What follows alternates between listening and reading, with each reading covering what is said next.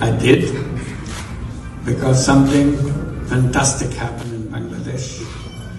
Nobody could imagine at all that such a thing can happen. অন্তর্বর্তীকালীন সরকারকে সব ধরনের সহায়তার আশ্বাস দিয়েছে বিশ্বের প্রভাবশালী দেশ যুক্তরাষ্ট্র, কানাডা। জাতিসংঘের ৬৯তম অধিবেশনের সাইডলাইনে ডক্টর ইউনূসের সাথে হওয়া দ্বিপাক্ষিক বৈঠকে এই আশ্বাস দেন দেশগুলোর রাষ্ট্র ও সরকার প্রধানরা। জুলাই বিপ্লবে ছাত্র জনতার আত্মত্যাগের প্রতি গভীর শ্রদ্ধা জানিয়ে মার্কিন প্রেসিডেন্ট বলেছেন, নবগঠিত সরকারকে দেশ পুনর্গঠন ও সংস্কারে বিশেষ সহায়তা দেবে তারা।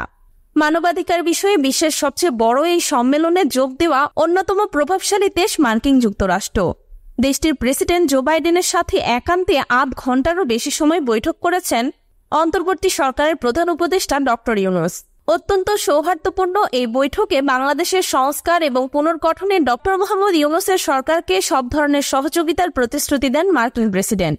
বিগত প্রায় ৩ দশকের ইতিহাসে মার্কিন কোনো সরকার প্রধানের সাথে এটা দ্বিতীয় বৈঠক। ঐতিহাসিক বৈঠক এই দ্বিপাক্ষিক নানা বিষয়ের পাশাপাশি জুলাই বিপ্লবের ছাত্র জনতার আত্মত্যাগকে শ্রদ্ধার সাথে স্মরণ করেন জো বাইডেন।